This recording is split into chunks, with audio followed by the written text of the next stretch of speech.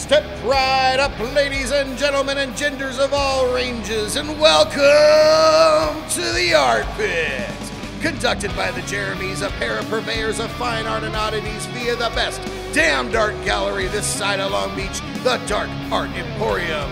Listen and wonder as we jibber-jabber about all things art, music, movies, and whatever other jive we decide to mosh together.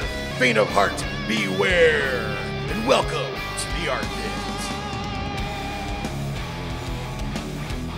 All right, everybody, welcome to the ARTPIT here at the Dark Art Emporium, the D.A.E. Gallery. We are sitting here with a couple of our favorite people, and we're going to be interviewing them today. If you're not familiar with the Satanic Temple, or TST, you are going to learn all about them today. We have Dick Von Zombie Slayer. Hey, Dick, how you doing? Hey, how's it going, guys? Good, man. And we also have Regina Dick. Hail. Hail. And, of course, Jeremy Schott is here against his will, as always. Hey there. Being held hostage. Yeah. So, let's kind of jump right into it. We're excited to get you guys here because, you know, we've had a long relationship with you guys, not just as friends, but you know, you've been supporters of our business, and we've had the pleasure of hosting some of your events and gatherings.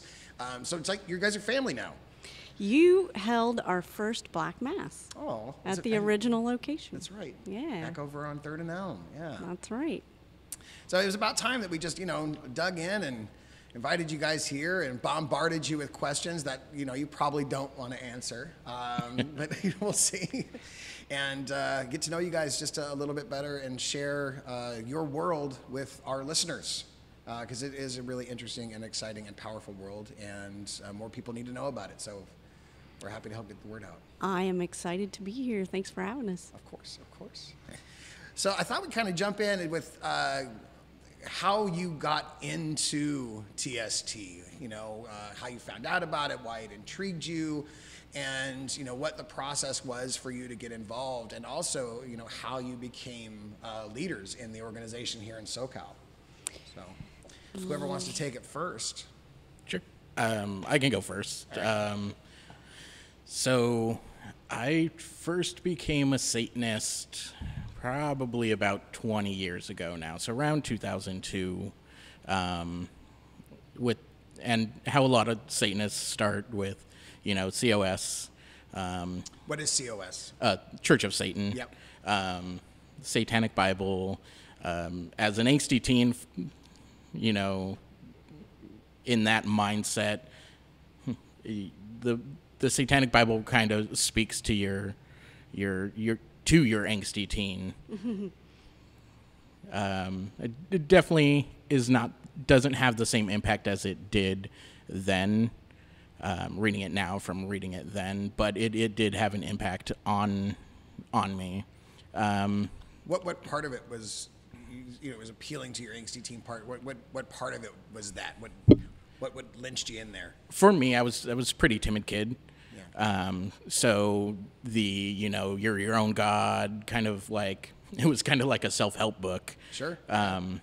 So it helped me kind of say, fuck everyone else, you know, I'm going to do my own thing, and, you know, I don't have to care what those other people or what other people think of me. I'm just going to do my own thing, and kind of like, you know, blanking on the fucking quote. Not the do what thou wilt. No. That's the one of me. That's yeah. one of the ones I know. So. Yeah. Well, that's Crowley. But I was the son of a bitch. You know, It didn't have anything to do with salad dressing, did it? no. Salad dressing? Yeah, blue cheese makes you gay. What the fuck? Yeah. Where does that come from? One of LaVey's writings, I don't remember which book it's in, but blue cheese dressing means you're gay because it smells like balls. Blue cheese dressing. So that it might not be wrong. Wait a second. Why? Oh, I think because it smells like balls or something. Yeah. Yeah, it's like Fremunda cheese. Yeah. All right. Oh my God. We're up to a great start, kids. Right. Okay, so aside from the quote that you can't remember. Yeah. So yeah, it was a self-help book for me. It kind of brought out the fuck you in me, and I kind of grew from it, and became like an independent person. And there wasn't a church at the time, and let's be honest, there isn't now as far as Church of Satan goes. But fast forward to, was it like 2013, 2014, with the pink mass when Lucian put his balls on the Westboro Baptist Church. Yeah. So wait, he put his balls on the Westboro Baptist Church. On the leader's mom's grave. Gotcha. And then he had gay couples kiss over it as well, to turn her gay in the afterlife. That's what recruited me, was the pink mass. Yeah, for sure.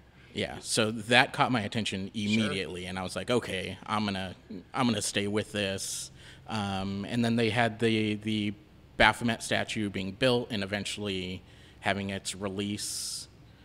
I get lost in the timeline. I don't remember if the Harvard thing happened before that or after that. But anyways, so around that time, I signed up to get the little card in the mail. You can pay $25. You get a card that says I'm a member of TST and a certificate. And then I just kind of hung out in the Facebook forum, which was a fun shit show at the time. A little bit of a like all of disaster. Facebook. Yeah. Yeah, it was open to everybody, and everyone came in and told you about their Satanism and what they thought of TST at the time. Which I can imagine is an extremely varied amount of perspectives. Yes. There's a lot, yeah. And if you want to peer into what that was like, you can always go into the unofficial TST Reddit. That is still alive and kicking, and Just as much a shit show, probably. yeah. Yeah. Actually, it might even be a little more tame, which is weird because from Facebook to Reddit, you think you'd expect it to get worse. Right. But I think people from that time, from the beginning, have grown a little tired and just fucked off. So from the Facebook forum to becoming treasurer? No, so I am the head of the... Fill in that gap, yeah? Yeah, okay. All right. I'm sorry, if treasurer is wrong, correct me. Yeah, First so off. I'm the head of the merch Head of committee. the merch, okay. Head of the merch Yeah. committee, okay. So from there, went on to actually finding the TST SoCal group, because I was like, there used to be a couple LA groups, and I never went out there. I didn't click with the people online, and I was like, whatever, I'll just keep doing my independent TST Satanist type thing. And then they actually had a meeting here. TST SoCal had a meeting here that I didn't know about. Thanks for not telling me, guys. Oh, you're welcome. It was intentional. But yeah, I started to look again for a group in my area, and then Shot's wife had actually mentioned. He has a wife? Yeah. I mean, pretty much. Yeah. You can call her that. Shot's partner had mentioned that they had a meeting here and that there was a whole SoCal group. So, of course, I hopped online real quick and found the group. And I think I was in a meeting a week later. And fast forward to now, head of the merch committee. I am a minister of Satan with the Satanic Temple. And we do a lot of fun things. They absolutely do. Absolutely do. So, Regina. Yes. It's time for you to tell your story. So I have not been a Satanist as long as Dick, but I have been in TST slightly longer. So yes, it was the pink mass that got my attention originally. I thought any religion that puts their balls on things is something I want to be a part of. So I too joined the Facebook group, which was a shit show. And then I kept trying to reach out through that Facebook forum to different people in our area. And I did attend one, I think it was like an online meeting of the original LA group, which is the one that appears in the movie Hail Satan. I I don't know if your audience is familiar with that, but there was a documentary about TST called Hail Satan. It's a great documentary. It's very cute. It is streaming on Hulu. It's yeah, it gives a kind of a cute little overview and insight into what we do. So, but that's the original LA group that appears in there, and a lot of the folks that get interviewed appear in that original LA group. And I did attend that, but as well, I didn't click with them, but I did want to create my own Orange County group, because those of you who are LA bound know that doesn't really matter what the distance is. It matters how long it takes you to get there. Yep, that's right. And LA is just too far away for me to get to. So I was like, well, okay, Orange County, that's what I want to do. Orange County needs TST more than pretty much any other place. We call it behind the orange curtain for a reason, right? Is that because it's the conservative nature of the community? Yes, it is. And I lived in Long Beach, but I work in Orange County and stuff like that. So just for those of you who don't know, I'm a philosophy professor. Which I knew you were a teacher. I didn't know you were a philosophy professor. That's amazing. Professor, yeah. That tracks. Yeah, you know what? I am not the only philosophy professor in SoCal, TST SoCal. Isn't that amazing? Like, there's 3 of us at least. 3? There might be more. All right. I mean, yeah. like I said, it makes sense because of the nature of what TST is about. It really does. Yeah. So I'm not by far even the only philosophy professor even in SoCal in our congregation. So yeah. So I wanted to bring it to Orange County. And so I kept reaching out to random people, and boy, did I meet some interesting folks. Sure. One of whom I'm pretty sure was on ecstasy when we met. Interesting fellow. Anyway, then I finally met Omen Cerberus, who is my co-chair now, the co-founder and co-congregation head. And he is also a very interesting fellow. He's not here today, but very tall and very black metal. And he's the blackest metal person I know. He is. And he's like that every day. Yeah. Like the first time I saw him, and that's a compliment, by the way. Like fully decked out and weird spiky things. And he sat down next to me and he said, "Boy, am I glad you're normal." And I said, "I cannot return that compliment. I'm sorry." But we ended up founding TST, or just a friends of group in Orange County. And then at one point they said, "Well, do you want to take on all of Southern California?" Because LA imploded for reasons. And I said, "No.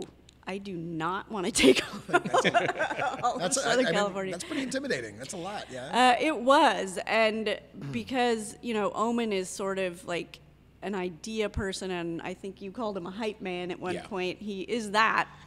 I said, "I'm going to end up doing all the work," and he was like, "Yay!"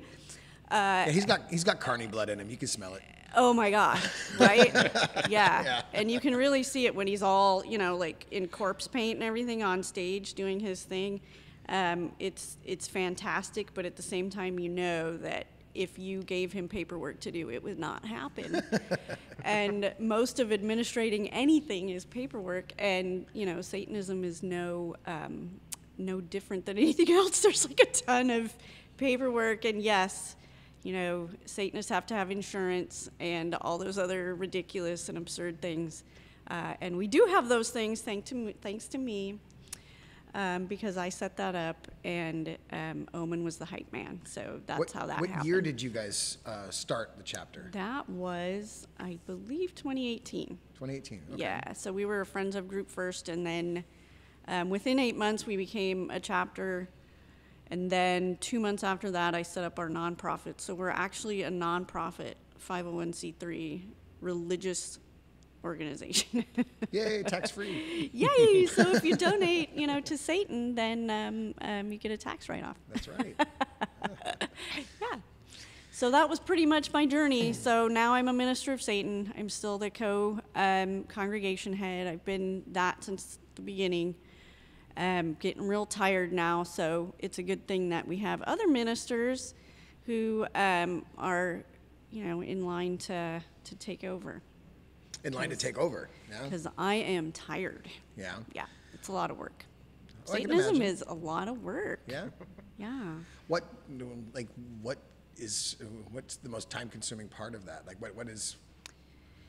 I imagine it's just like running a business in every sense. Yeah, it is. It's, as a nonprofit, we have, financials that we have to get done. We have agendas with meetings to plan all of our activities. Right now we're doing, there's a National Day of Prayer that takes place the first Thursday of every May. And it is mandated that by Congress that the president sign something saying that that's the first Thursday in May is the National Day of Prayer. So one of the things we're doing is we are going to give an invocation at the state capitol on the National Day of Prayer. That's amazing. Just Cinco de Mayo this year. Which is Cinco de Mayo this year, yeah. So that should be a lot of fun. So we're going to give our official invocation at the state capitol in Sacramento this year. So that was a lot of paperwork. Just getting all the permits. Just getting the everything, permit, yeah. And now I'm trying to write a script, and I have a speech that I'm doing, which is a real barn burner. Whew. You're gonna love that one. So, just mainly event planning, permitting, paperwork, insurance, financials, like all the boring shit that one would not expect Satanists to have to do. Right. No, that makes And sense. we are all volunteers, so we do it all for free and All in for between work. And Yeah. yeah, I'd say one of our hardest things is because everyone's on different work schedules and this is our extra free time thing. One of the hardest things is just getting all of us into a room. Yeah, herding cats, right? Yeah. Yes. Yeah. And because we encompass we have 5 divisions, which are the 5 major counties of Southern California. So SoCal TST has 5 divisions within that? Yes. Subgroup? So Okay. we cover Orange County, LA County, San Diego, Ventura, and we combined Inland Empire. So Gotcha. what is that? Yeah. San Bernardino and I forget. Riverside County. Yeah, Riverside Riverside County, County. yeah. It's all out there, and every one of those divisions has its own leadership. And so, at the congregation level, which is all of SoCal, that gets to be a lot of stuff. So I know that there's groups of authorized TST or around the United States, probably outside the United States as well. yeah. How do you refer to? Do you call them each congregations? Are they chapters? They used to be chapters, now they're congregations, Okay. and they made that change. Last year? Yeah, I think it was last just year. last year. Yeah. Do you so. know how many congregations there are now? Not off the top of my head, but Yeah. there are a few in Europe. There's one in Australia. I think it takes up all of Australia. There's a couple in Canada. Is every state represented in the United States? It was at one time. I think some of the groups sort of dropped off during COVID. A lot of hard stuff time, so happened yeah. during COVID. Yeah. So Yeah, we got it was pretty actually tired. weird with COVID because a lot of groups did drop off, and we had actually an explosion of people coming in with us. We at least doubled in size during the Yeah. pandemic, where most groups were falling off, and Do you know how many members you guys currently have? I think we have about 100, maybe a little bit fewer than 100, what we call like full members, voting members that can, vote in our elections and stuff like that. And then we have like a ton more just sort of allied members. We kind of structured them in a tier sort of structure, but then we decided that we don't like that language, so we changed it. But yeah, we've got several hundred just hangers on, I guess. Gotcha. yeah, we're probably nearing 1,000. Yeah. Does that make you one of the largest congregations in the community? I'd have to assume so. Yeah. We definitely roll deep anytime there is a TST-wide event. We just had SatanCon. I was going to ask about SatanCon. I want to hear all about SatanCon. We're going to get into that. Oh, it was juicy. Yeah. But yeah, we did roll deep. Yeah. I think we were like half of that group. So we might as well just jump into that then. Let's talk about SatanCon a little bit. So it was in Arizona, right? Yes. Correct. Scottsdale, Arizona. What was the purpose of it? So really, it was just a gathering of Satanists.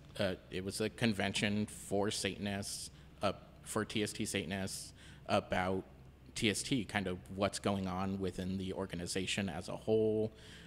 So there were people from what we call, what are the pillars?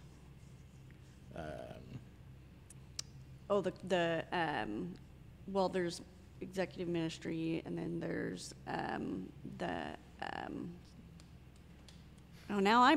it's contagious. I'm telling you. Oh my gosh. So there's some pillars. The campaigns. Yeah, yes. So our campaigns pillar. So the different or different campaigns that they run, like the religious reproductive rights campaign, which focuses on reproductive rights and securing abortion rights for our members and hopefully for. So is one of the other ones like the separation of church and state? Because I know that you guys have done a lot of work with that. There's like there's a Good Works campaign, which is just for stuff that is in the community, like fundraising, charity work, and stuff like that. And then there's the Satanic Representation campaign, which is sort of the separation of church and state one, where it's we were working with them to get the National Day of Prayer thing. Right. So we want to be represented wherever other religions are represented, in the public space. Question about that. Yeah. If I can. So is the purpose of that involvement to have another voice in the conversation, or is it to try to get that taken out, like the prayer taken out entirely of the conversation around politics? Yeah, it's a good question. So, and here is where I have to stipulate that what I am saying is not, I'm not speaking for TST, but just for myself. Sure.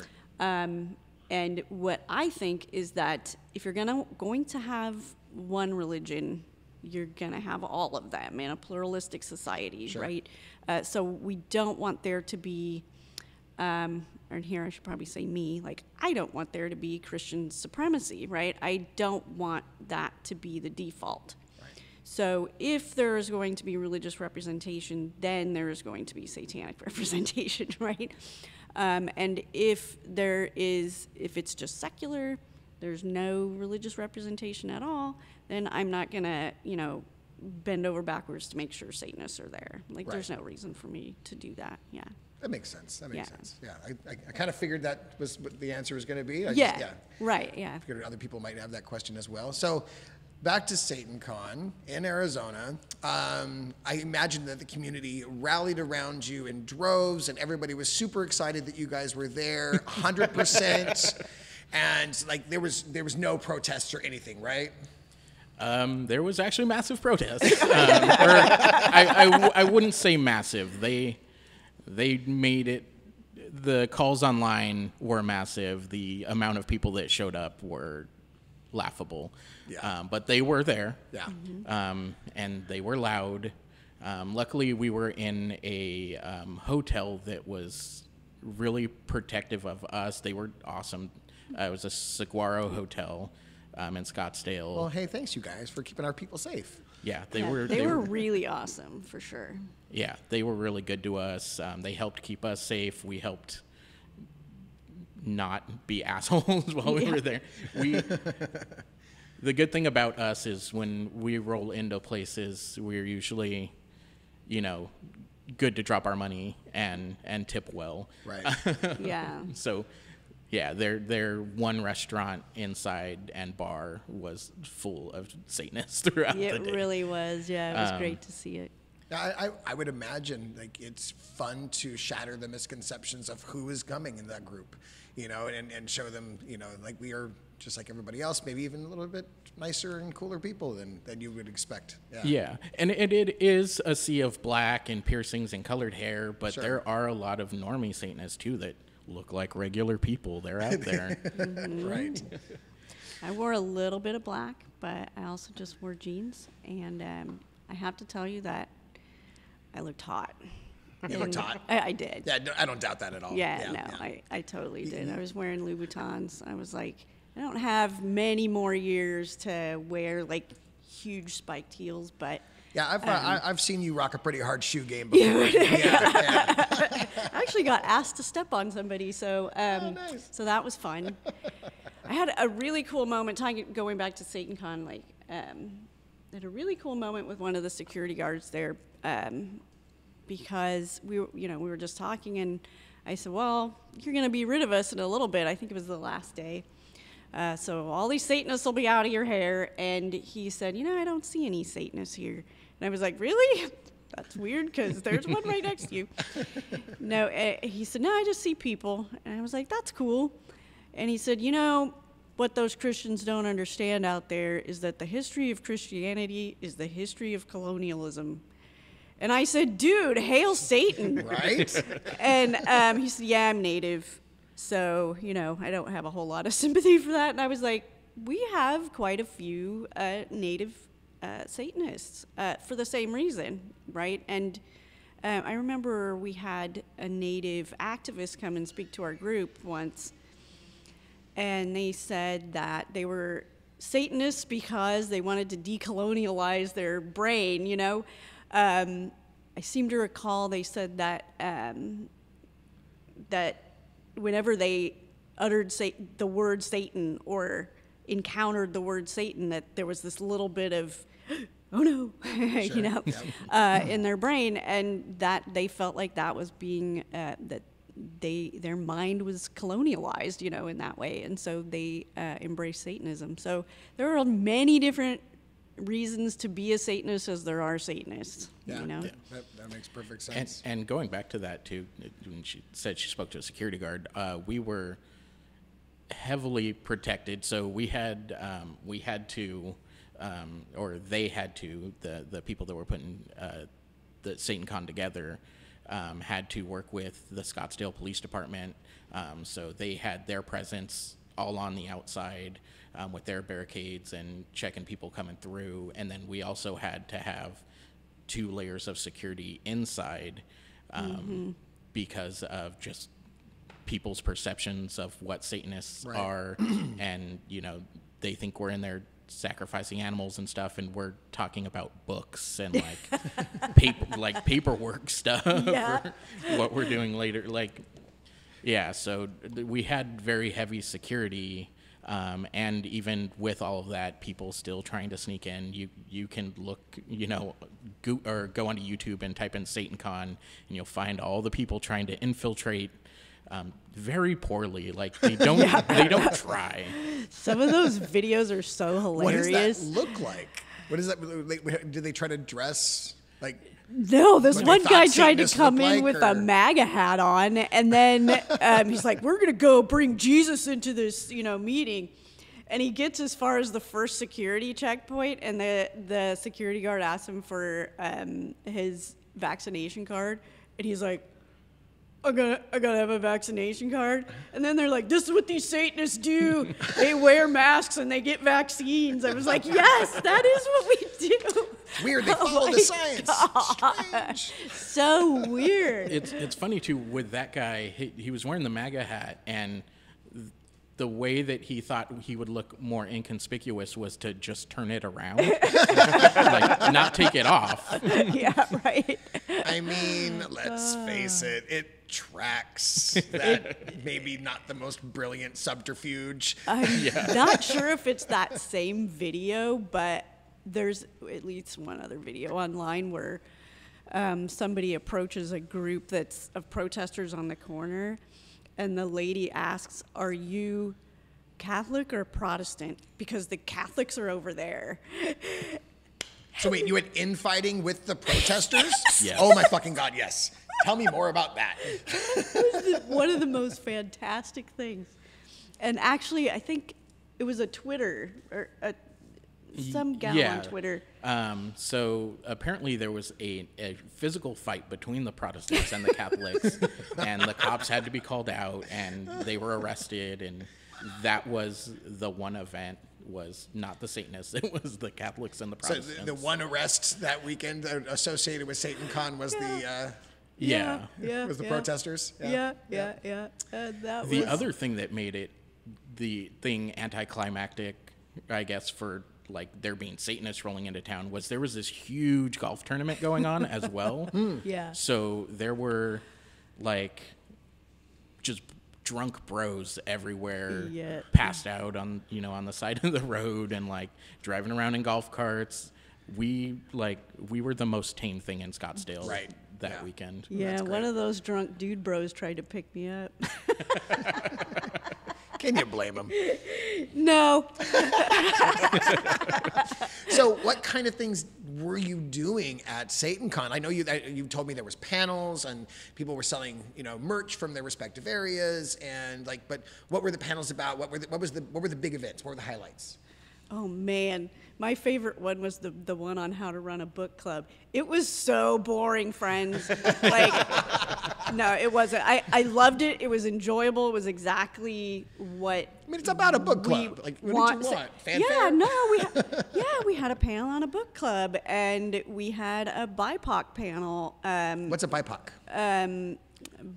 Black and Black Indigenous people of color. Okay, cool. And that was largely SoCal because we have one of the biggest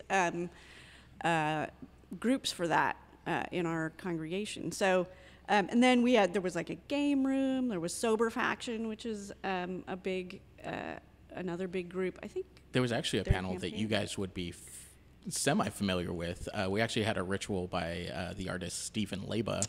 Yeah, we know Stephen. Leba was there. Yeah. So he did his thing.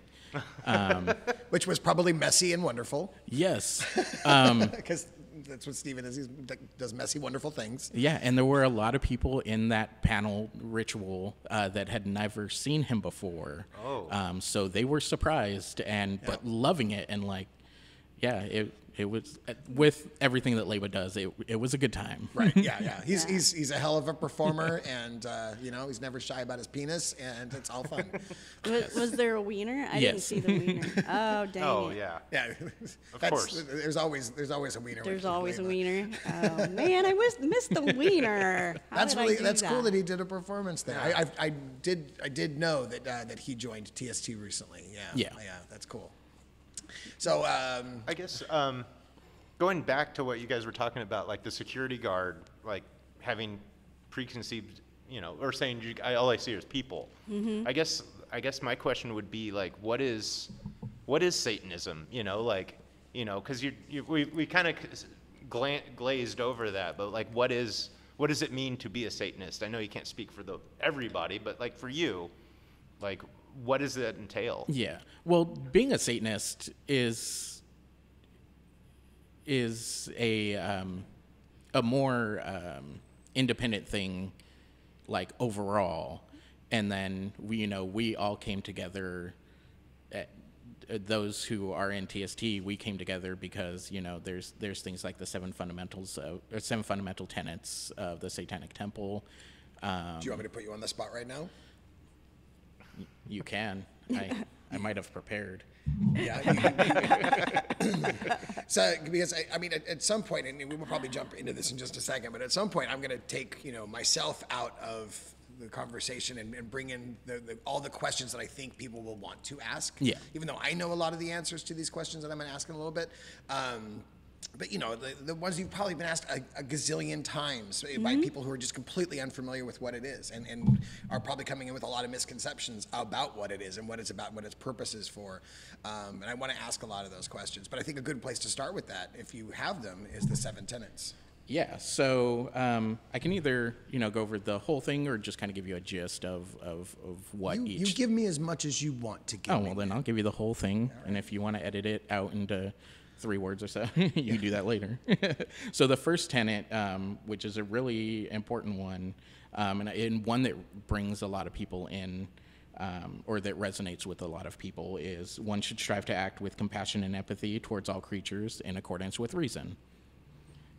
All creatures meaning animal, human, everybody. Yeah, right? yeah, and the with reason portion is kind of, where people find their line. There's a lot of vegans and Satanists, or vegan Satanists who, take that one very seriously, and their line is like, that is part of their veganism, is treating all creatures regardless.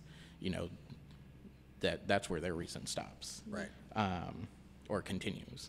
And then the second tenet is the struggle for justice is an ongoing and necessary pursuit that should prevail over laws and institutions.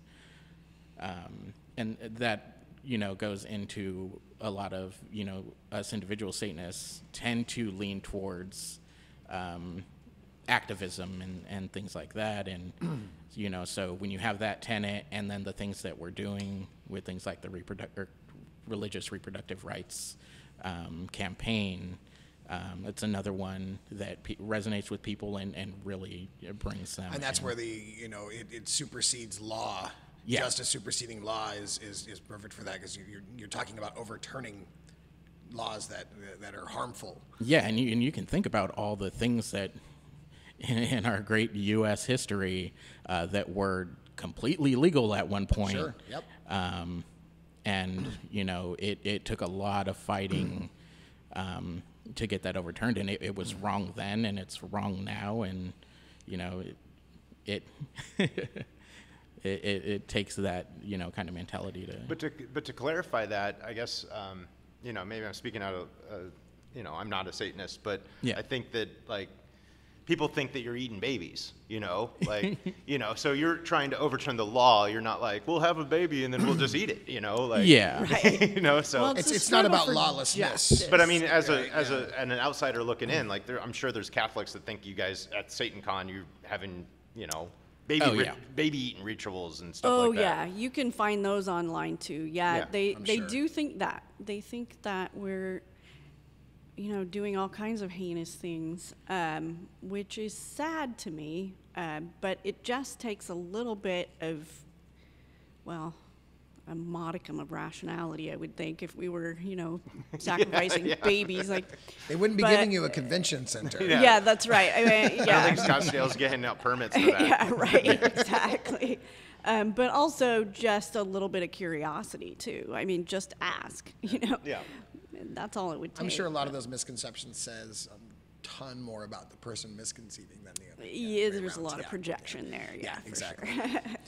Yeah, and before I go into the third one, I just kind of want to, with the tenets, they're individual, but when we get to the seventh one, it kind of talks about how, we don't, or you shouldn't necessarily take them as individual things, but think of them together and cohesive, and, one doesn't trump the other, and things like that. So Right. when you're pondering on something, or like when I'm pondering on something and, I'm taking the tenets into account, I think about how the situation that I'm thinking about interacts with each tenet and how I can best apply that to that specific situation. I get you. Yeah. Yeah. That's the Yeah, 'cause the sometimes- balance of them all is greater than each individual. Yeah. Right. Yeah. And sometimes folks will just try to cherry pick and just take, one that they like at that one moment. We got a lot of people during COVID that, didn't want to get vaccines, but, we have, because there's a bodily autonomy tenet. Yeah. But they all work together, and there's also a best scientific understanding tenet, and you have to take them all. It's together. weird. It's almost like there's precedent for that with people cherry picking scriptures for. I will. Yeah, never mind.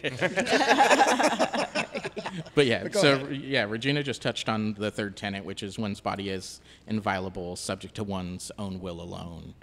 So yeah, that was one that as soon as the vaccine mandates and mass stuff started going into, we were getting bombarded with emails and messages, trying to get religious exemptions. For that. And we're like, well, first off, we don't know you. You're not a Satanist, or you may be a Satanist, but we don't know you. So Right. you're at least going to have to be a part of the community for us to vouch for you. But also, there's the later tenet about the best scientific understanding, which, the vaccines are scientifically sound. And then even tenet 1, when we go back to compassion and empathy, Right. You're taking that not only to protect yourself, but to protect the people around you and the people that physically can't get the vaccines. Right. Yeah. And then we move on to tenet 4, which is the freedom of others should be respected, including the freedom to offend. To willfully and unjustly encroach upon the freedoms of another is to forego your own. That one's probably our most problematic tenet. Really? Yeah. I think it's a very powerful tenet. But I guess I can see what you're saying. It is, but that's the one that gets cherry picked out. Whenever anybody says that's their favorite tenet, I almost always kind of go, okay, I gotta They're just delve looking into for an excuse to be offensive? Yes, Yeah. exactly. They're just I can see that. I get to be a giant dick, and Right. everybody has to put up with it. It's like, no. Right. Again, that one is probably definitely balanced out by another tenet that Yeah. adds a layer to that curbs that, respecting other people and, Yeah. Well, and that's right. It doesn't say, the freedom of me to be a dick is, protected. It says the freedoms of others should be respected. Right. Yeah. So who's doing the respecting? You are. You're not doing the dicking around. Fair enough. Fair enough. And then tenet 5, had to get back in. So tenet 5 is beliefs should conform to our best scientific understanding of the world. We should take care never to distort scientific facts to fit our beliefs. So, Talking about COVID was, I think, a perfect real-world example of that. Yeah. And vaccines, yeah. We Yeah. lived that for the last 2 years. Yeah. And with that tenet, it actually draws a lot of members or people interested in TST from the scientific community.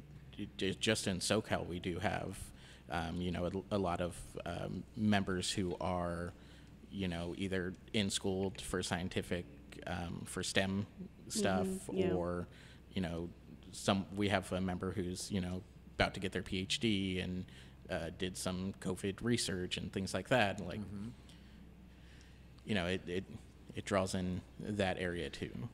Yep, it appeals to the intellectual in a lot of ways, yeah. Yeah. Yep. And then tenet 6 is people are fallible. If we make a mistake, we should do our best to rectify it and resolve any harm that may have been caused.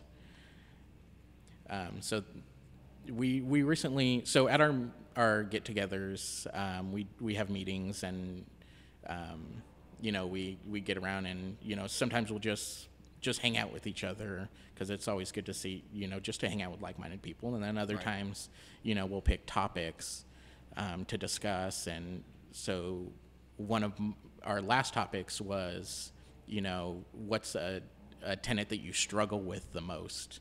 One that's, that you have to take some time to get into. And that one was for me.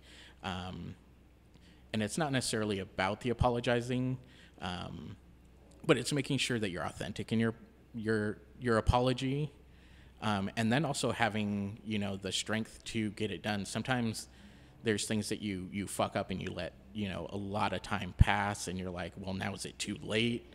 Right. Or this person hates me, But even if they're like fuck you, fuck off, like you at least try to give your best, apology. And I have a really hard time thinking that anybody doesn't like you, Dick. there are some folks. But yeah, and then also respecting that, after you apologize with your authentic apology, they don't have to accept your apology, and you just have to be comfortable with that and move on. No, learning to apologize without an expectation of any kind is a very difficult thing to learn. Yeah. Yep. Yes. It's funny, I actually had someone who wanted to join us, and he said like a couple of racist things at the very first time we met him. And he emailed me later and it was like, aren't you going to forgive me? What about the tenant that says, you know, I have to rectify and we foul bad? They said, there's no forgiveness there. Right. No. I think you're confusing us with another religion. Bravo. Yeah, we appreciate the apology, but you can Sure. still take that racist shit somewhere else. Exactly. It's right. not welcome Sure. here. Yep. Nope. So healthy boundaries are definitely satanic. Yeah. No, you got to respect yourself. Right. Yeah. Yeah, and then the last tenet, the seventh tenet, is what kind of wraps everything together. Every tenet is a guiding principle designed to inspire nobility in action and thought. The spirit of compassion, wisdom, and justice should always prevail over the written or spoken word. Yeah, that's everything. Yeah. So, where do these tenets come from? Where, like, you know, like, you have, like, the 10 Commandments that came from the, wherever the fuck, because I don't know that part either. But, you know. Some dude behind a rock right Yeah, now. some dude behind a rock was writing it, or a king was trying to control his masses. Yeah, right, yeah. So where did Moses these tenets come prophets. from? Our executive ministry. Yeah. Yeah. They Malcolm Jerry, I think, was the primary author of those. But yeah. an Malcolm Jerry? Yeah. What's Malcolm Jerry's role? Founder, Yeah. and executive. I mean, he and Lucian work together. They're the ones that. That's Lucian Graves, right? Lucian Greaves, yeah, that form the executive ministry. But we recently underwent a big restructure at TST, so now all the congregations have their own kind of government called the Society of Congregations. So their role is less hands-on than it used to be. Gotcha. But you still have to fly everything up the flagpole. Not everything, Yeah. no. So we're more independent now than we used to be. One of the things that we can do is, you know, bring out informational booths and stuff. So we're thinking about doing that.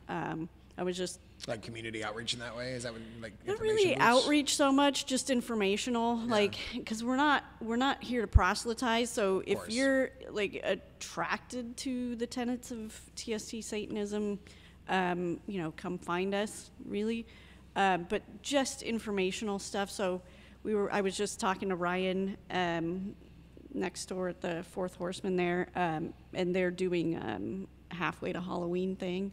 And she was like, we have a table for you. I'm like, okay, so we can do that now. Oh, cool. Yeah. That's awesome. Yeah, so we're a lot more independent than we used to be, yeah. So I want to start asking those questions. Okay. Like, just throwing them out there, like the questions I think a lot of people are going to have if they've never heard or understood or anything about TST. And the first one is pretty obvious. Do you believe in Satan? I do not. Okay. Do you think a lot of people in TST, because it's my understanding that it's not a theistic thing. It is specifically non-theistic. Right. Yes. So that would mean there's nobody that believes in Satan, right? You know, we try to make sure that in SoCal, all of our members understand that the supernatural doesn't really accord with the tenets, Yeah. with especially our belief in science. Whereas, if you're sitting around smoking weed and you're just going, like, what if there's something, like, and we can't know everything, and like, what? Okay, that's fine. So agnosticism might not be frowned upon. Yeah, Okay. we can handle that. But if you're gonna start talking about pagan deities and thought forms and sending energy out and stuff, that gets a little dicey for me, because it's there's just no real foundation for that. I mean, you have a tenet about science. About science, yeah. Yeah, so so if you're, but I totally changed the light and I found a parking space. Like, for instance, Okay. I really want to believe in cryptids. Like, I want all of them to be real. You want a Mothman. Yeah. Like, knowing what I know of New Jersey, there has to be a New Jersey devil out there. So there's a few devils in New Jersey. Whether or not they're part goat or not is another story. Yeah. Like Sasquatch, who wouldn't want, like, Sasquatch to be real? Right, yeah. But, for like, sure. I know it's not, but there's a little part in the back of my mind, my brain, that tingles anytime cryptid talk comes in. But All the right, bottom well- line is believing in Satan is not part of the Satanic Temple. Correct. Correct. Yeah. Yeah. Yeah. To put I it mean, bluntly. Yeah. yeah. Right. Yeah. There's no like Satan that is the adversary of God and a fallen angel Right. that used to be Lucifer and all that other Miltonian stuff. It's nice. It's a cute little story. So if you We don't like believe it. in Satan, then you probably aren't sacrificing anything to him. That would be weird, wouldn't it? So that's straight out the door. No goat, cats, or baby murders happening. That also wouldn't be very compassionate, No, I'm always and like, respecting I animals like and little and, goatlies. all creatures, right? Yeah. Yeah. And kitties. I'm not so big on the babies, but Understood. Me neither. but cats and goats, they're fine. Let them be.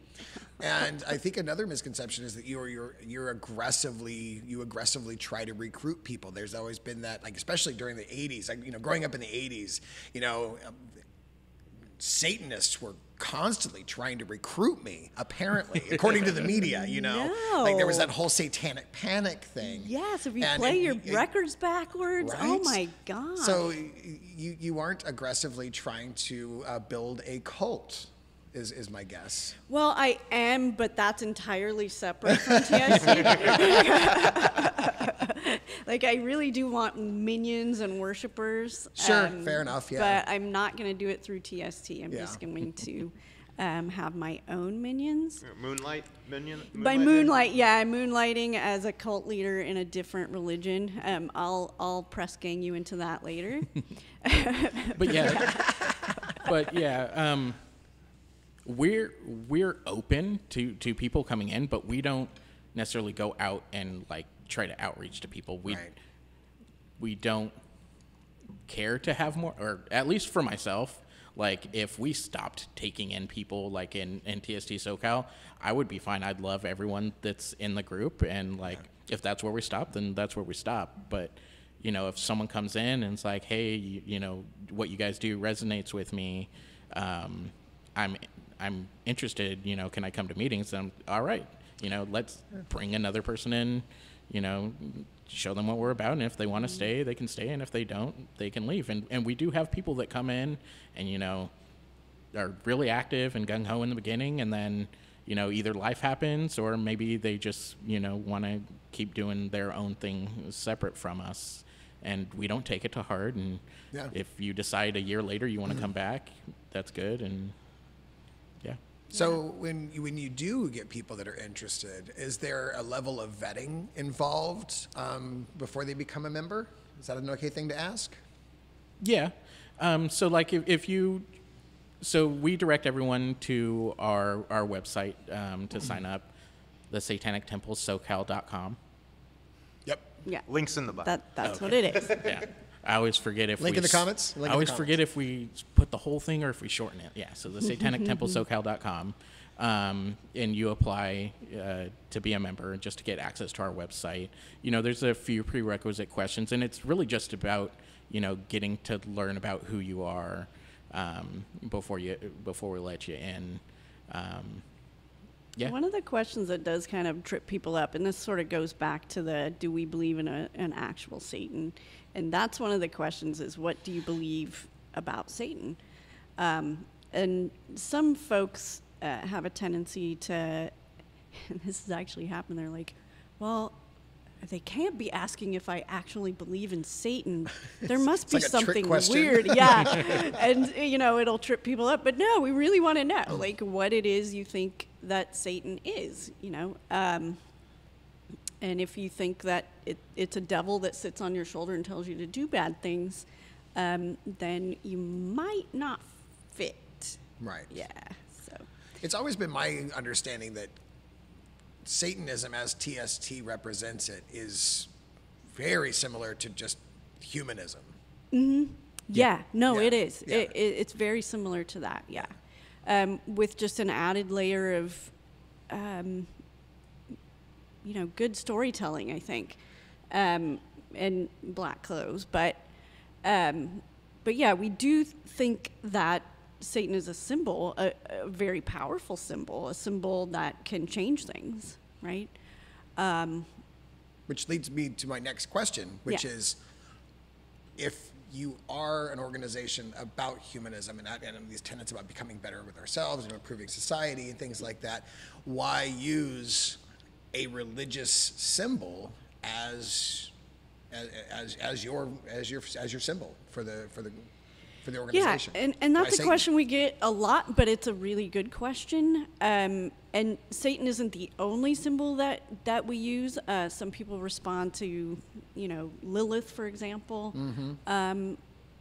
as one. Some people, like some of the demons, Baphomet and such, Baphomet, yeah. yep, all that stuff. And so it's not the only symbol that we use, but it is, as I mentioned, a very powerful symbol.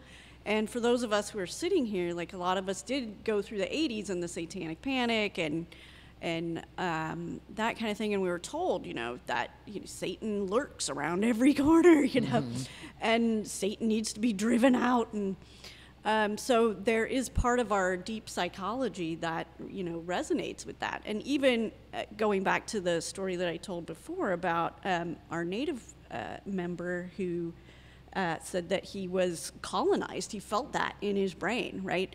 It's in there.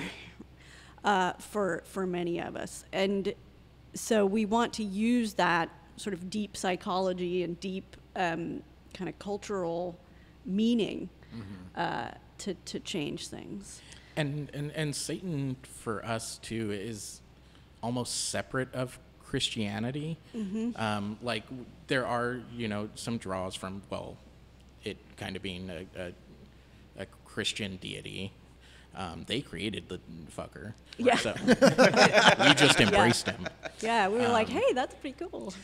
You're like, Yeah. we're taking him back. We're taking them all back. No. yeah, no, it's true. Yeah, I was like, you get into Adam and Eve, and like the one thing he wanted to give Adam and Eve, if you believe, the snake was Satan or Lucifer, is knowledge. And Shameful.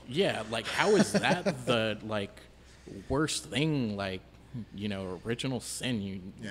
There's nothing creepy or sexist about that story at all. Yeah. Yeah. And that a lot of people do, women in particular, resonate with Lilith, but I always resonated with Eve because she was willing to damn all of humanity she blew in up order that to shit. know things. Yeah. She was like, shit, I'm gonna know things and the rest of all y'all are gonna suffer, and that's okay with me. I'm like, okay, I get that. Yeah. Respect. But then we also draw from literary Satan, from romantic Satanism. So, What does that mean? so it's from the romantic period. Of course, I'm Western literature, so Yeah. Byron and Shelley and all those other folks. Is that? I've never heard the word romantic Satanism before. Oh, wow. Yeah. Okay. I find that combination of words super intriguing. I want to know what that means. It is very interesting, and I can lend you some books. But yes, so when the Romantic period came about, it was very revolutionary. One of the things that Satanism is tied to kind of historically, there's a rise in Satanism whenever there's a rise in revolutionary thinking, right? So this was right around that time, the time of the French Revolution and all that stuff. Victor Hugo is considered one of the romantic Satanists. Byron, of course, with Cain. My mind's blanking again. It's like the two big Satan books, and for the Other than the Bible? And Paradise Lost. Yeah, I was like Right, Paradise okay. Lost. Well, and, Paradise Lost yeah. was Dante. before that. Yeah. Yeah, but yeah. and then the French one that is Where's super David big Van Gogh TST when we cannon, need him? and I Right? can't. Oh, Can we get David Van Gogh to do a call-in right now? That was much later. Was it? Yeah, that's Oh. like in the 20s, but yeah. Well, shit. Yeah. Dates are not my thing. We can edit That was this part called the down if we Revolt need of to, the Angels, if it makes you feel yeah. better. I was trying to think of Revolt of the Angels. Oh, yeah. okay. Yeah. So, and that was a little bit later than the Romantics, but yeah. So, somebody decided to say that the Romantic poetry and their writing was very satanic, and I think it was Lord Byron that said, "Oh, what a great idea!" You're like, I'll embrace that. Yeah, and so he wrote a play called Cain, and then an entire movement was born from that. And Oh, so, I'm gonna do so much reading. Oh yeah, I'm I have a really lot of books. intrigued, Yeah, yeah. totally. I can give you, Children of Lucifer, which is huge. Yeah. But yeah, it's a good historical introduction to Romantic Satanism and then modern Satanism too, and how Romantic Satanism influenced modern Satanism. I would totally go to that lecture, by the way. Yeah. Like the romantic, I love literature and I love Byron a lot, but I didn't realize that there was this whole element to him that I didn't know about. So yeah, Definitely a tie-in. Yeah, Cool. for sure. And there was a panel at SatanCon, but I was working the merch about booth. romantic Satanism. Yeah. Yeah, But yeah, I was I knew I should have gone. I was working the merch booth, so I missed it. Yeah, I'll bring you that Children of Lucifer. It's really good. It's basically, I think, somebody's PhD research that exploded into this huge book. So Yeah, I would love to borrow that. Thank you. yeah, I'll bring it by for sure.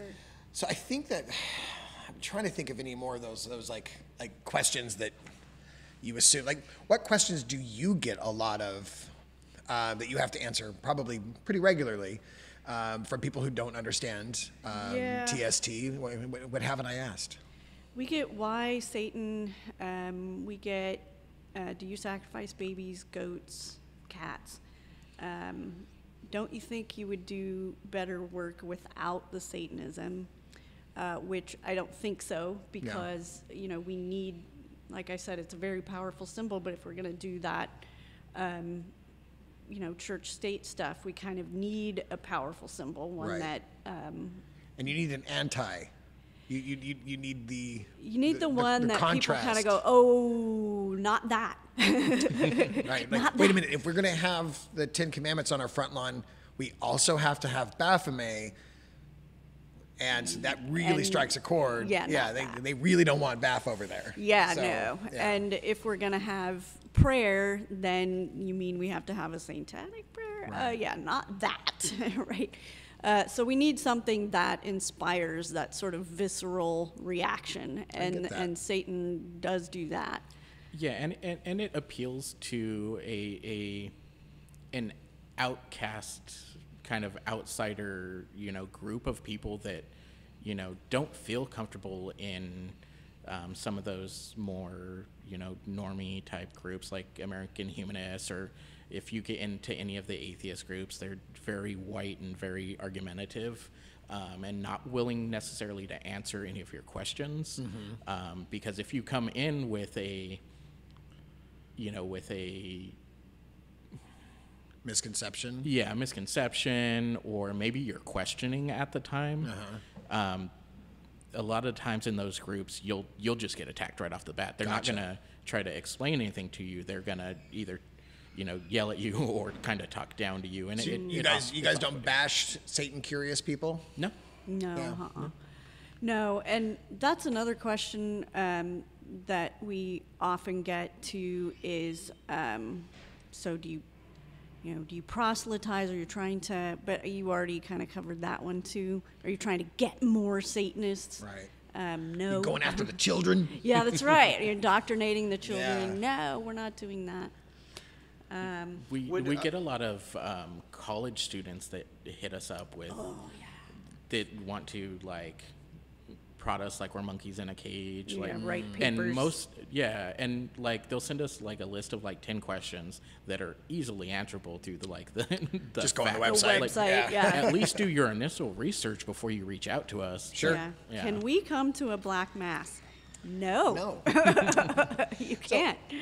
So one of my favorite things about TST is the activism and the good that you guys fight for and are part of the fight for. And I know we touched on this a little bit earlier. We kind of just ran right past it, but I think it's a really powerful part of this conversation. The reproductive rights issues and the separation of church and state. And I know that there's been other things that you've been involved in, like kind of elaborate on some of those and talk about what you've done in those arenas. So with our group, we're very focused on local community activism. And I think with most of the congregations, you'll find that. So we have the national campaigns, and they kind of run and do their own things. We had the religious reproductive rights rally in Utah. Was that last year? I didn't go. I think it was last year. Yeah, it was last year. But anyway, at our level, we try to focus on ways that we can affect our local community. So I want to give a shout out to the group that we just did a drive for, a charity drive, and that's the Sidewalk Project. What a great group of folks. Soma Snake Oil runs that, and they do direct services to the unhoused all across California. And we were able to, I think we had a drop box here. Yeah, You did. Yeah, at the Fourth we did. Horseman. Yeah, we did. So we had people bringing in just the kinds of goods that the unhoused people in our community can use: toothbrushes, toothpaste, deodorant, all kinds of stuff. But they also do harm reduction. They do outreach to street-level sex workers. So we were bringing in condoms and all kinds of stuff. And it's just, they're a really good group. And that's one that I'm particularly proud of, that we were able to help. And we did a work day. And actually, Dick, you were the one that brought them to our attention, I think. Yeah. So my partner actually did some work with them, and she was out doing her own thing with them, and then when this thing came up, she was like, hey, what about the Sidewalk Project? Like, that completely falls in line with your guys' beliefs. So she set me up with Soma, and I reached out to Soma to get a line in there, and she was more than willing. Like I said, we all deal with the outcasts of society and the unhoused, sex Sure. workers, the people who use drugs. They're ignored by society and outcast, and so yeah, they accepted us right away.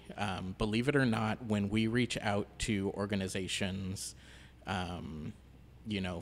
to donate to, whether it be money or goods, a lot of the times we get turned away. They don't want to accept money or goods from Satanists. I kind of figured that was probably the case sometimes. Yeah. Is your money black? Is that the problem instead of green? It's probably been in a stripper's crack. I think that's what I'm worried about. Yeah, but they're a really good organization, and we did a day of work with them. We have are working on some planning to go out there, probably make it a regular thing, Right.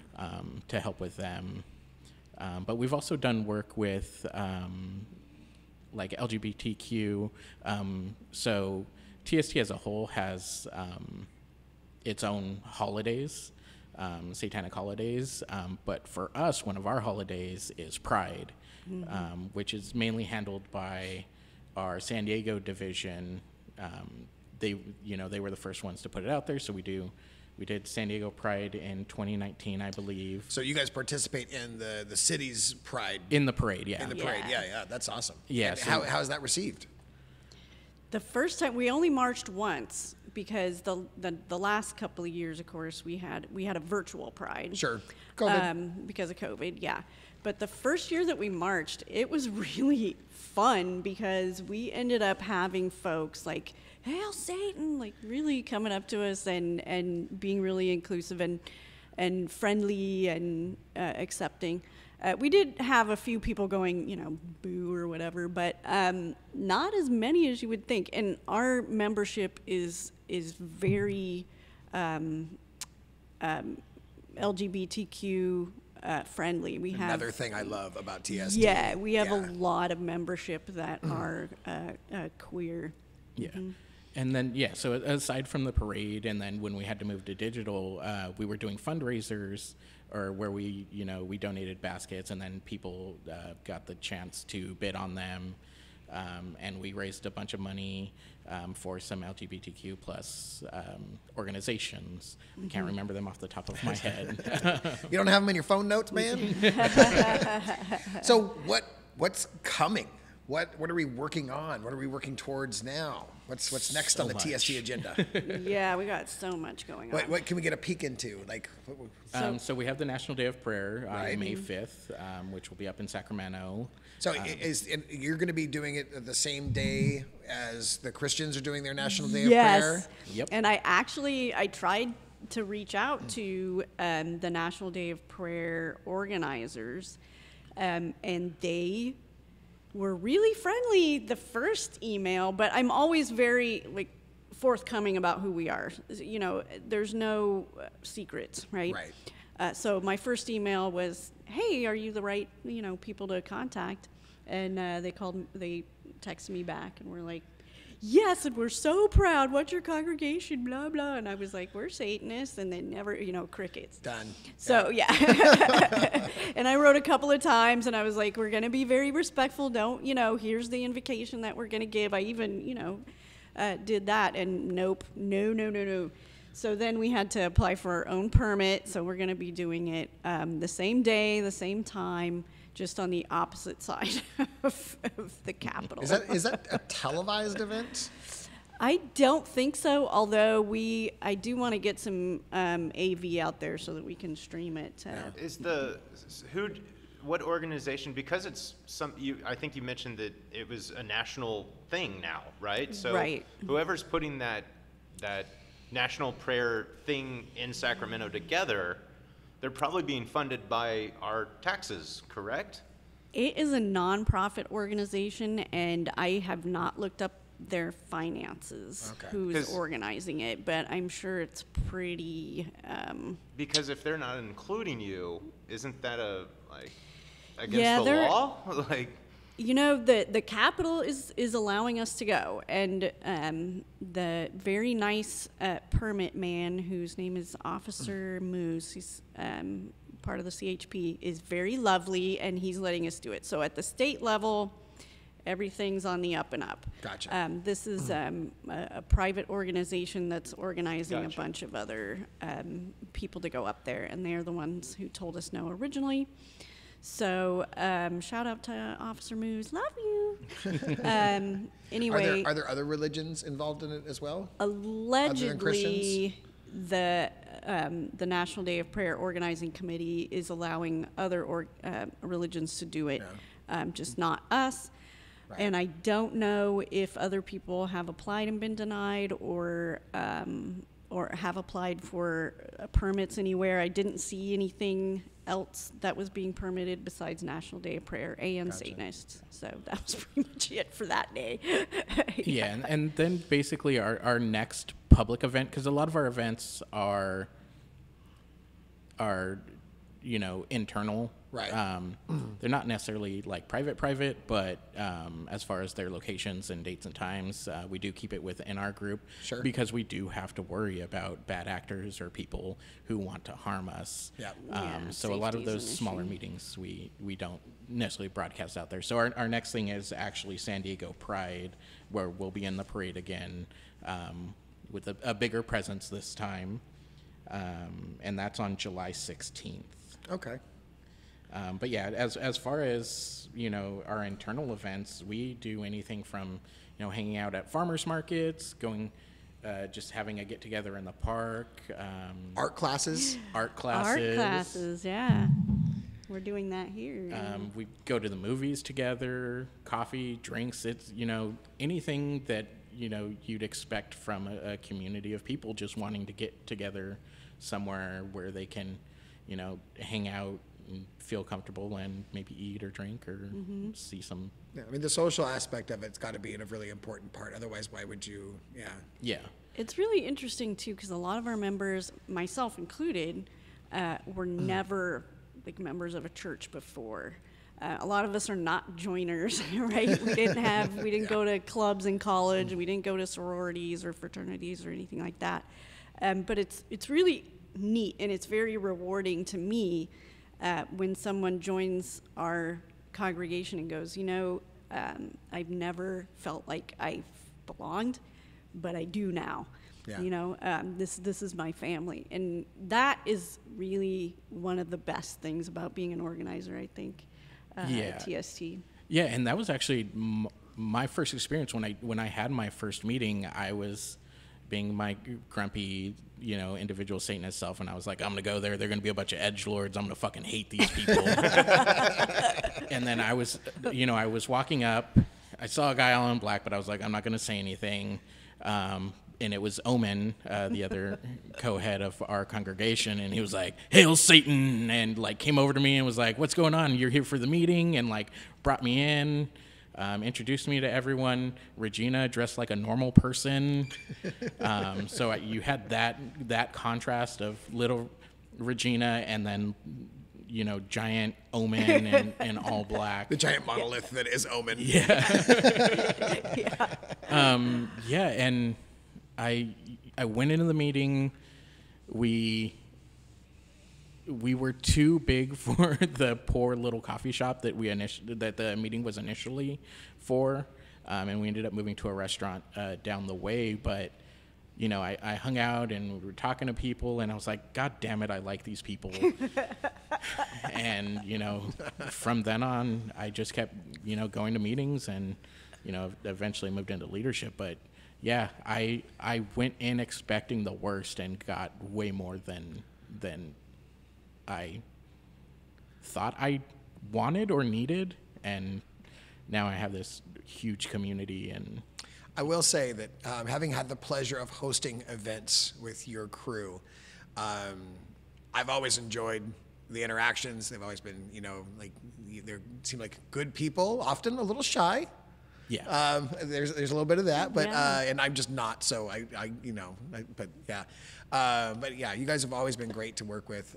We've always had a good time having you in the gallery, and we love doing events with you guys. Yeah, 'cause fantastic people. You're just good goddamn people. Yeah, I mean, it really Salt of the earth. is a fun group. And you know what? That was another question that I meant to bring up. People ask if we're against Christians. Like if That was on my list as well. I was Yes. gonna do that. Yeah. And one of the things that, just in the context of community, is that we work with and have worked with in the past an Episcopal church, St. John's Episcopal Church in San Bernardino, and they love us. We did a drive for their food pantry there, and we've hosted events there. They let us host events in their In a Christian church. yes, in their common room. We had That's really surprising and interesting. Oh my gosh! And Lupercalia is like, it's one of TSC's official holidays, and it's like a bodily autonomy. But because it's based on this old Roman holiday where people were whipping each other with wolf hides. Yeah. So there's a lot of like BDSM themed stuff that goes on, and man, I was beating people with a Bible, and it was just crazy. But yeah, they let us in there. They love us over there. So yeah. And when you do have a celebration like that, what's the end game? What's the purpose of that kind of a thing? I'm assuming that Roman times there were deities involved with that celebration. Yeah, it was a fertility thing, I think. And, the last thing I want is fertility. I mean, I consigned the dentata, uterus to the flames many moons ago. But, yeah, for us, we do recognize the power of ritual, and that's another question that people often have is like, well, why do you do rituals if you don't believe, that spirits are going to come and do your bidding, or there's, gods or whatever? But that's another kind of community building thing for me, right? And marking special occasions in our lives and things like that. And there are. I mean, birthday parties are rituals. Yes. That don't involve a deity. And your birthday is a satanic holiday, right? Going back to LaVey. So it's not like they don't exist in society. We just don't see them as rituals often. Yeah, right. Just like your most people's morning ritual of getting up, having a cup of coffee, taking a shit, reading the paper. Like, that is your morning ritual. Taking that morning shit as a goddamn sacred ritual, sir. It really is. And there's no deity involved. It's coffee and a shit, Well, there is yourself, Yeah. right? Or yeah. If you are your own deity, Sure. which, that's another satanic tenet. Yeah. But when it comes to like our more out there, or like our more or our rituals, Your elaborate rituals. our elaborate rituals. There are members who don't want to, or don't actually, like the idea of ritual. It's usually people who have been in the church or in some sort of religion where it's still too familiar There's for a connotation. them. Yeah. It's unpleasant. And there's a little trauma there. And like, actually for the last Black Mass that we had, I wrote the ritual, and after it was completed, I actually had a member reach out to me, and, we called upon a couple different demons within the ritual, and he was like, I think that's weird. Like, why do you want me to call onto these demons? Like, what's that all about? And I was like, it's not about believing in the demons, and the rituals aren't like, we're not really calling upon a demon. If you look in the Goetia, a lot of the demons, just like, Satan in the Bible, are about like giving knowledge, or like, they represent ideas. Yeah, more than anything. And not bad things. It's really weird. So, I just kind of went over that with them, and then they were like, okay, so, we're not really praying to these demons. Right. Like, no, We're invoking that aspect of ourselves. Yeah. In a way. That idea, that whatever they represent. Yeah. And then they were like, okay, I get that, and maybe next time I will join in with that, but as this being my first ritual, it kind of freaked me out. Yeah. Somebody's knocking on our walls. Yeah. So sorry about the banging there, if you can hear that. Probably on the kitchen tape. doing something. Yeah. But anyway, we'll try to ignore it. But we have had a lot of people who want to perform, for example, like an unbaptism ritual, because they feel as though they went through the baptism originally maybe against their will, or when they were, too young to really consent or something like that.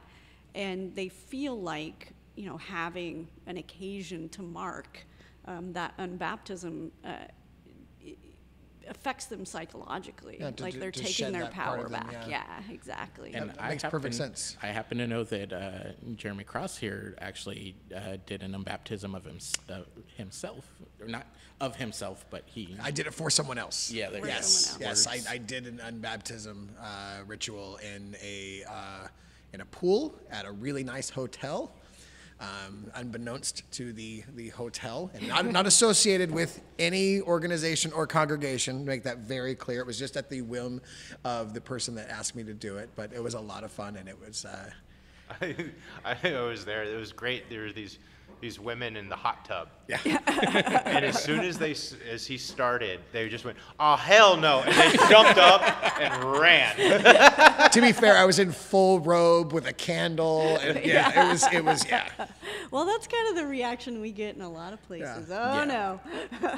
But yeah, it was all about this particular woman just, wanting to mark, it was also her birthday, and she wanted to mark her birthday by, shedding her past. Yeah. And that's what the unbaptism was about. And it was also, super fun. We had, beverages involved, and we had a great time. It was, just like any other, like we're talking about birthday parties, being a common ritual in today's society. That it was just like an elaborate birthday party, but with a little more symbolism. Yeah. Yeah. Yeah, so ritual, symbolism, coming together as a group, creating community, those kinds of things are all very powerful. And you can have a humanistic religion with those aspects involved and have it be wonderful. Yeah, and it is powerful for the group and for the individual, because after a lot of our rituals, when it is something a little more geared towards yourself as an individual, there are members who get brought to tears, and like just how much it touched them, or when they go through their first unbaptism, like that it really means something to them. Mm-hmm. And even though we know it's not supernatural, it's still a part of us, and it still affects us, and there is still that trauma. For a lot of us who grew up, in religious households, some worse than others, we have members that run the gambit of religions. We have Jehovah's Witnesses and Mormons and Muslim. And, Yep. We even have quite a few satanic Buddhists. Yeah. So I decided that satanic Buddhists should be called sadists. I love it. I mean, I've sat in on a couple of you guys' religions, and it's definitely not rituals. Yeah. And it's definitely a powerful thing. Like I've seen what you're talking about, and even myself just seeing it from an outsider looking in, like there's a big sense of community, and it means a lot to everybody in that room, including myself. And I'm not even involved. I'm just kind of push and record on a camera for you, Yeah. And I've always respected how much work you put into the sermons with them as well. Like it's obvious that you're putting a lot of love and care into that. It's not just something that you're doing on a whim. Like you take it very seriously, and you know that it means a lot to your congregation. And I just, like I said, I respect that. Yeah, when putting together the ritual, and especially writing the ritual, like especially having those past experiences with other people, it weighs heavy on you, and you don't, as much as sometimes you want to make it fun or funny or just fuck around, like this thing means something to someone, so you want to give it your all. Although we did have a sermon on Wile E. Coyote. We did have a sermon. I missed the Wile E. Coyote one. That sounds like fun. It's recorded. I'll send you the link. So is there anything that we haven't touched on today that you're like, man, I really wanted to talk about that while we were on this while we were on the podcast today? Well, kind of talking about the Wile E. Coyote thing, the Satanic Temple organization actually has what's called Temple Tuesday, where ministers of Satan give a talk about really any topic, because we did one on Cult of Wile E. Coyote. But they're really interesting. They're open to everyone. You just have to go on to what's the estate? We can add a link. I don't know. Yeah, link in the description. Just send me a text later. But yeah, within our Satanic Estate, you sign up. You do have to request a ticket, but it's free. You can make a donation.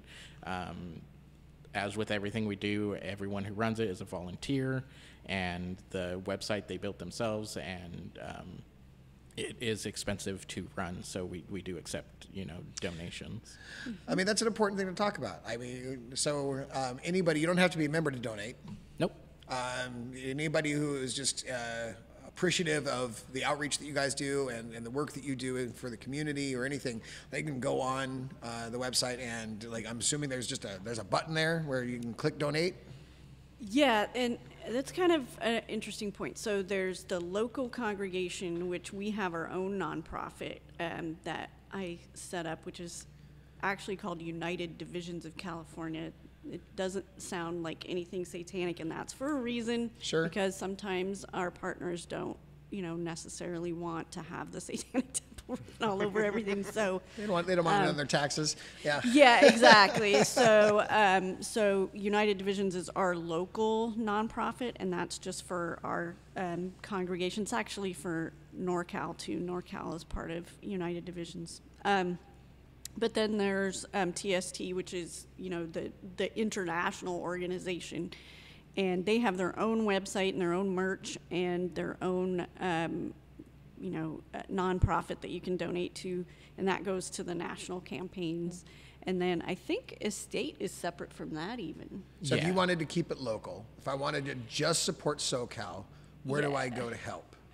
That is going to be our website, the Satanic Temple SoCal .com. And you can, if you sign up to join there, you're not like signing up to join, and become a Satanist. I don't think it says sell your soul to Satan on there or anything. But you'll get more information there. We're getting ready to put out a newsletter, so you'll get onto our email newsletter list, and you may get an invitation to the Slack, which is how you can find out about all the local meetups and stuff like that. Yeah, and now that stuff is opening up, we're looking to do, to get out there into these small events, just to have a table for if people want to come up and ask questions. It gives a localized place for, like, if our members want to come out and buy some shirts in person, we'll have some merch and stuff there. You guys have some rad merch. Thank you. Yeah, that's Dick's purview there. I do. Now, do you have to be a member to buy merch? You do not. Oh, so I can go to the Satanic Temple SoCal.com and buy merch? No, so we don't sell online. It's all in-person sales. Okay. Right now, at least. Gotcha. Are there plans to make it available online? That's a tricky subject. If it's one that doesn't need to be broached on a podcast, that is absolutely okay. Okay, yeah. We could just edit that question Plead the out. fifth. Yeah, right, exactly. Yeah, that's a tricky subject. Yeah, we'll just so. snip that. Yeah, okay.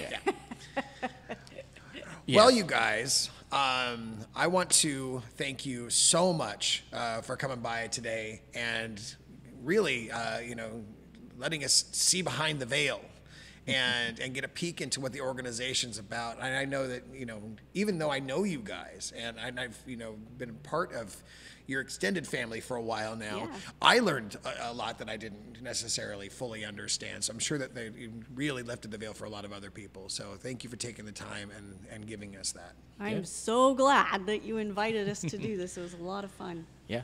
Definitely thank you for, having us and, wanting to talk to us. And thanks for hosting us for all of our black masses and craziness and Absolutely. silliness all the time. Yeah, no. Like I said, you guys are always a lot of fun. We enjoy having you here. It's a good party. So, yeah. It's a lot less sinister and a lot more fun than most people think that it is. Oh, for sure. Like, I guarantee people would be shocked at just how chill some of the events are. Now, don't get me wrong. I haven't been a party to the one where people were getting smacked around with Bibles, but That one was a hoot. I had a good time there. I think I told everybody that I was going to sexually harass anyone who consented, and then I did. Which was, did you have forms? so actually, we had armbands or wristbands. so as you entered, we had consent forms and a wristband. So if you consented to the free-for-all, you signed the consent form and you wore your wristband, and you had, then you were free game. And if at any part of the night you didn't want to be a part of it anymore, you just took your wristband off, Yep. and no one would touch you. That's really fun.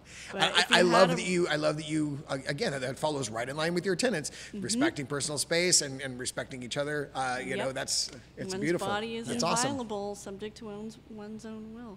And if you had the green wristband, then I probably motorboated you.